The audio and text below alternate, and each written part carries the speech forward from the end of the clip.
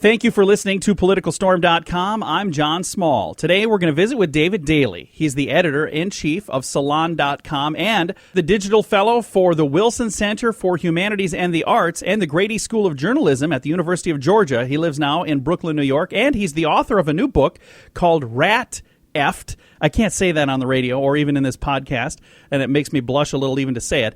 RATF, the true story behind the secret plan to steal America's democracy. Again, we have the author with us right now, David Daley. David, how are you, sir? I'm great. Thanks so much for having me. Well, we're excited to have you. Now, first of all, the name, do they have, because I see on here it's got some little stars. Is that what they have on the cover, or is it all spelled out on the cover? They have got the 2 stars on the cover. Okay. Yes, indeed. This is a more lively and vibrant title than, say, gerrymandering will put you all to sleep for 250 pages. So we're trying to make this as exciting and important a story as it actually is, because I think sometimes people think, oh, gerrymandering, this is the thing I learned about in civics class. Yeah. Actually, it's the reason our democracy and our politics have become so extreme and dysfunctional. Well, and the crazy thing is, it seems like about every couple of years, you've got one party or the other party that's, moving some lines and changing some districts, trying to make things a little better for themselves. And it's both parties do it. It's not one or the other. And it's almost like, they get away with it because, I don't know if it's because nobody cares or if people just don't know what's happening. Why is it that this happens? Well, we are the only democracy that allows politicians to choose their own voters instead of the other way around. It goes back to 1790. It's been part of the system for 225 years now. What changed in 2010, and both parties certainly did do it for a long, long time, but it was always sort of a rascally kind of political revenge, or it was an incumbency protection plan, or it would be a way to shiv a political enemy.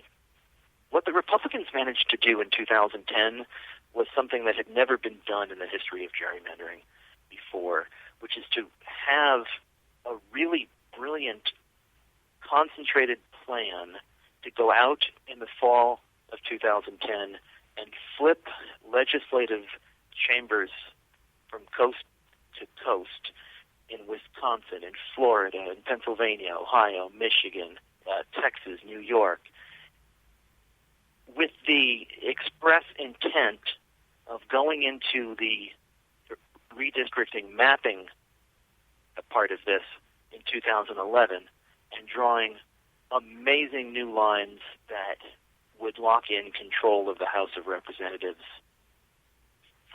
for a decade.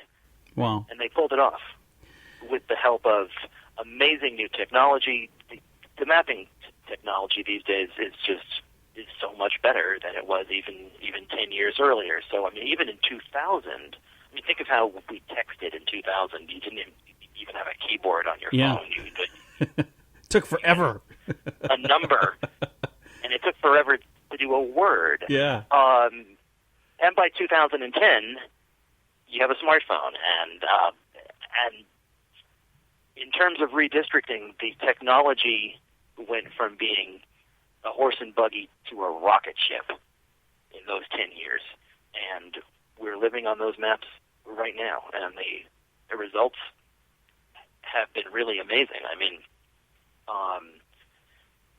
The Republicans intended to build a firewall, and they did, because in 2012, which is the first election that is run on the new maps, 1.4 million more people nationwide vote for Democratic candidates than Republican candidates for the House of Representatives, and yet the Republicans hold on to the chamber with a 35-seat majority. First time since 1972 that the party with the most votes didn't take control of the House. It was only the second time in 100 years that this had happened.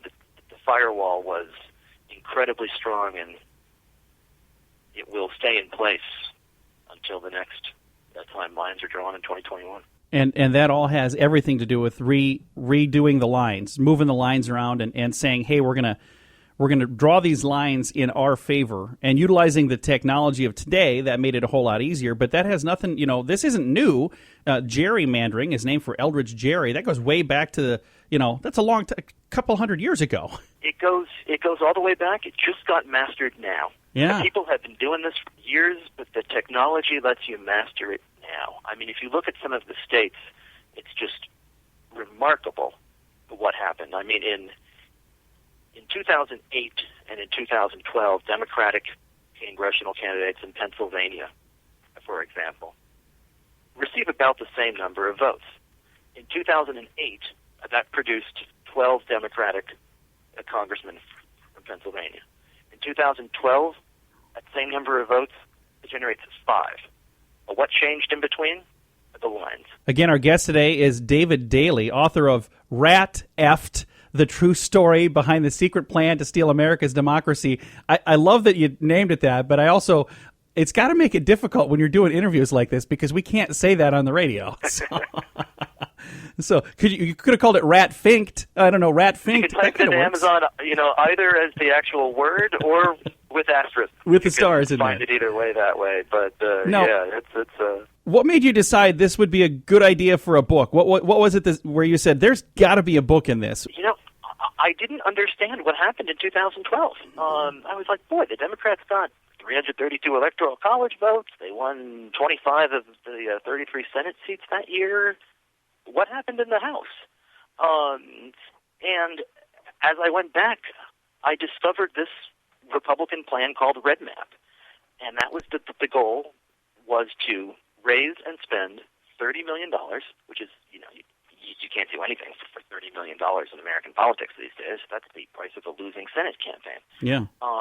Except if you spend that kind of money in local state house races, it actually matters. So if you spend $150,000 in this district in Pennsylvania or this district in Wisconsin or in Ohio, and if you spend it the way they did coming in the last 6 weeks of these small little local races that had never seen this kind of national money coming in, you can blow these incumbents out of the water and take control of all of these districts, and then the next year you do all the remapping. And it turns out Karl Rove actually announces this plan in the pages of the Wall Street Journal. Wow. In March of 2010. And he says, we are going to win these races in these small towns, and then we are going to run a redistricting. And I didn't see that piece, and I guess the Democratic Party didn't see it either, because it was a massive, catastrophic strategic failure by the Democrats not to understand what the Republicans were up to and either have the imagination to run that play themselves or the political skill to play defense and to stop it. They announced what they were going to do in big flashing neon lights on the pages of one of the country's biggest newspapers, and then they ran the play to absolute perfection. Again, our guest right now, David Daley, and he's the author of RATF, but also you have from Salon.com, you have an article here titled "The GOP Screwed Themselves, the Brilliant Gerrymander That Gave Republicans the Congress and Created Donald Trump." So let's talk a little bit about that. How did this give them Donald Trump? Well, I think what happened is this worked almost too well. The Republicans thought that they would lock in control of the House and that they could then govern from the House over the course of the following decade.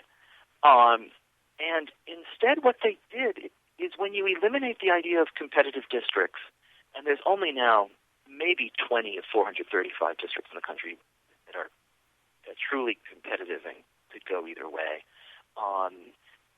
They drew the lines in such a way as to guarantee Republican victory.